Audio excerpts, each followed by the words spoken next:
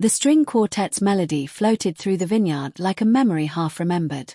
Eleanor adjusted her champagne-colored wrap, the silk whispering against her skin as she watched her son lead his bride across the dance floor. She'd thought herself prepared. The first shock came when Sophia laughed, that particular cascade of notes Eleanor hadn't heard since she'd last watched her own wedding video, buried in the attic decades ago. The second came when the bride turned, sunlight catching the blue undertones in her dark hair, the exact shade Eleanor's had been before the silver threads came. A crystal glass trembled in her grip. "Mom." Her son Michael squeezed her shoulder. "You're missing the toast." Eleanor forced a smile. "Just admiring your wife's dress." The lie tasted bitter. The gown's sweetheart neckline mirrored the one she'd worn in 1992. Even the lace edging was identical. Across the tent, Daniel Bradford stood statue-still beside the champagne tower. The bride's father hadn't taken his eyes off Eleanor since the ceremony. His charcoal suit stretched across shoulders that had never lost their swimmer's breadth, though silver now peppered his temples. When their gazes locked, he raised his glass in a slow, deliberate motion. Her stomach dropped. The memory hit like summer lightning. Daniel pressing her against his father's boathouse wall at 22, whispering "marry me instead 3 days before her wedding to another man." A server jostled her elbow. "Pardon, Eleanor fled to the terrace where hydrangeas trembled in the evening breeze. She fanned herself with a cocktail napkin, the monogrammed *M+S* blurring in her vision. "Still hiding in gardens, Ellie." Daniel's voice hadn't changed, that low timbre that used to vibrate against her collarbone. He offered a tumbler of amber liquid. "Macallan 18. Your old poison." She took it without thinking. Their fingers brushed, sparking a jolt she felt in her ribs. "You remembered." "I remember everything." He leaned against the railing, watching her throat work as she drank. "Sophia showed me her mother's wedding photos last week. Nearly choked when I saw." A pause. "The resemblance is uncanny." Eleanor's pulse hammered. She'd burned her own wedding album 10 years ago. Inside the tent, the band struck up at last. Daniel's jaw tightened. "Christ! They're using our song." The realization detonated between them. Eleanor's glass slipped, shattering on the flagstones. Daniel caught her wrist. "Tell me you've thought about it," he demanded, his thumb tracing the delicate bones he'd once mapped with his lips. "Tell me I'm not the only one seeing ghosts tonight." From the dance floor, Michael twirled his bride, her blue skirts flaring like a forget-me-not. Eleanor wrenched free. "We're grandparents now." "Not yet." Daniel's smile cut like a razor. "But we could be." The florist's shop smelled of peonies and regret. Eleanor told herself she'd come to finalize the centerpieces for the bridal luncheon, not because Daniel had texted the address with a single question mark yesterday. Yet when the bell jingled, there he stood between buckets of white hydrangeas, holding 2 takeaway cups of espresso. "You're late," he said, handing her a cup. Their fingers brushed, intentionally this time. "I've been staring at roses for 20 minutes pretending I know the difference between ivory and vanilla cream." The familiar sarcasm sent a dangerous warmth through her chest. She'd forgotten how Daniel made everything feel like a private joke. The barista called out an order. A bridesmaid from the wedding, Lydia, was it? Turned from the counter, her eyes widening at the sight of them. Eleanor instinctively stepped back, her heel crushing a fallen gardenia. "Relax," Daniel murmured, plucking a petal from her hair with deliberate slowness. "We're just the over-invested parents." His thumb grazed her earlobe as he withdrew. "Unless you'd prefer to give them something to really talk about." The challenge hung between them, thick as the floral perfume. Eleanor focused on the espresso, bitter and scalding. "We shouldn't." "Taste this," he interrupted, pressing a sprig of mint to her lips. "For the mocktails. Tell me if it's too strong." His knuckles lingered against her mouth. The mint's sharp freshness couldn't mask the scent of his cologne, the same vetiver and bergamot from 30 years ago. She'd bought Michael that same brand last Christmas without realizing why it comforted her. The bell jingled again.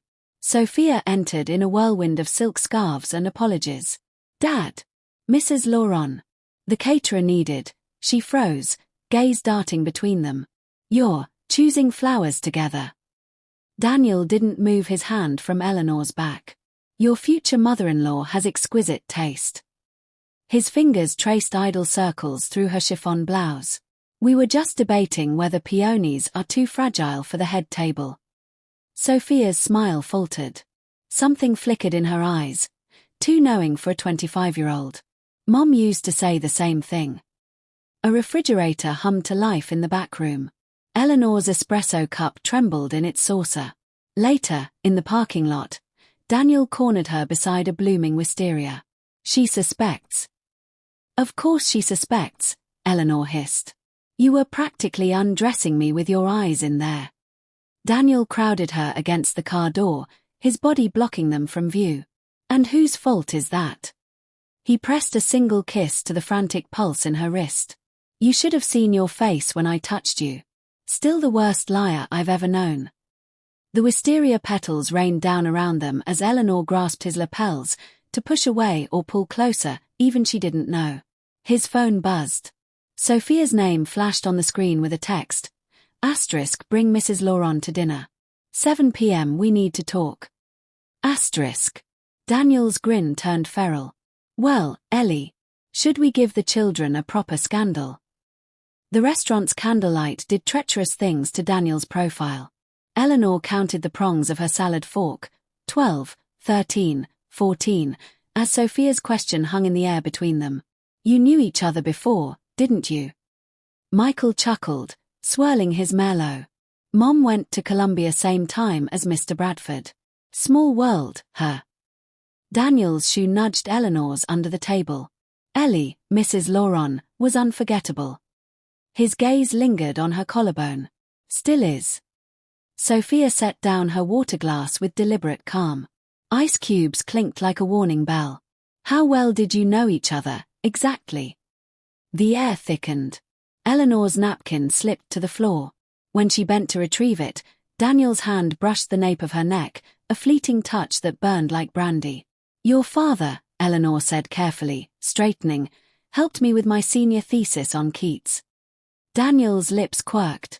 And other, extracurricular activities. Michael snorted into his steak. God, don't traumatize us, old man. Sophia wasn't laughing. Her knife screeched against the china as she sawed through her fillet. Funny. Dad's never mentioned you. The silence that followed could have frozen the wine in their glasses. Daniel leaned back, the candlelight carving shadows across his face. Some memories are too precious to share. His foot traveled up Eleanor's calf. Isn't that right, Ellie?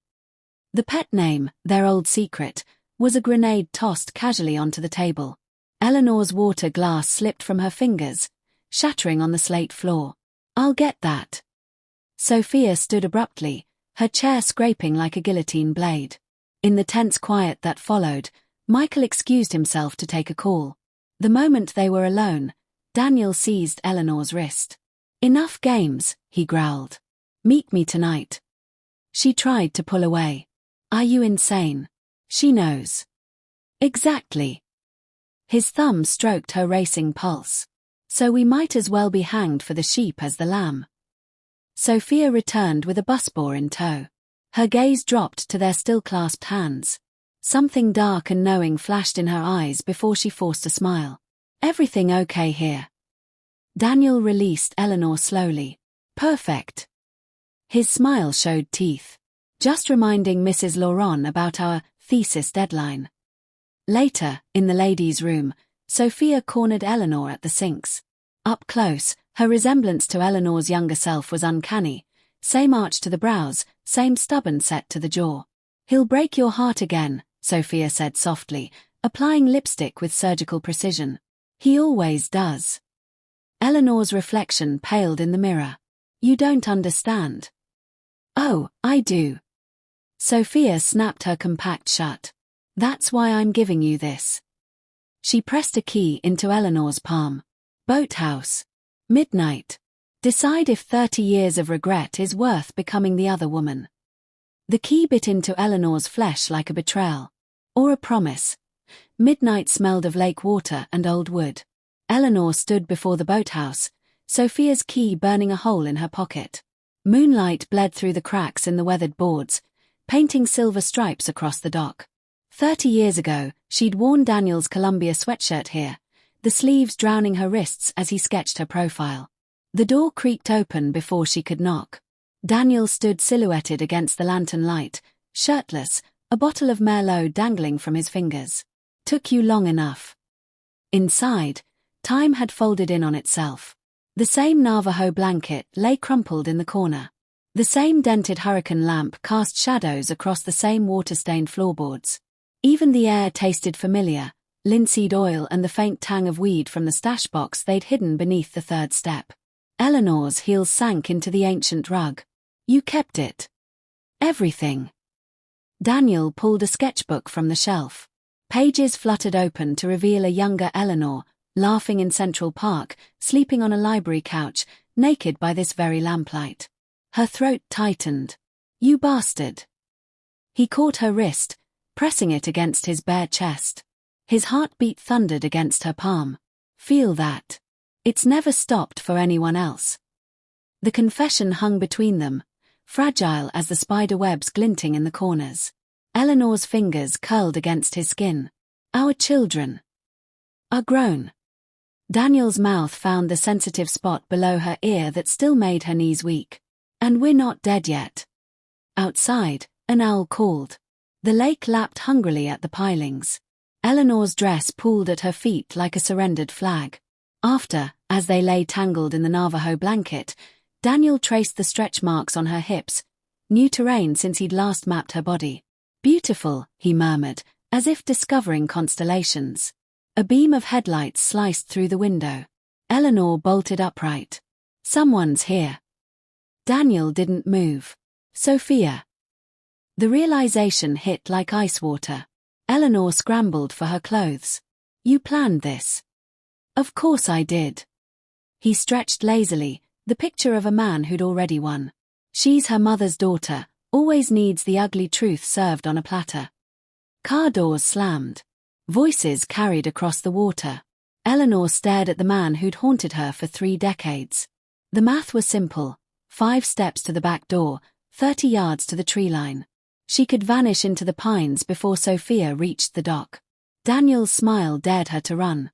Instead, Eleanor reached for the Merlot. She took a long swallow, then poured the rest over their abandoned clothes, a libation to the gods of poor decisions. "Light the lantern brighter," she said, squaring her shoulders as footsteps pounded up the dock. "Let them see exactly what they're interrupting."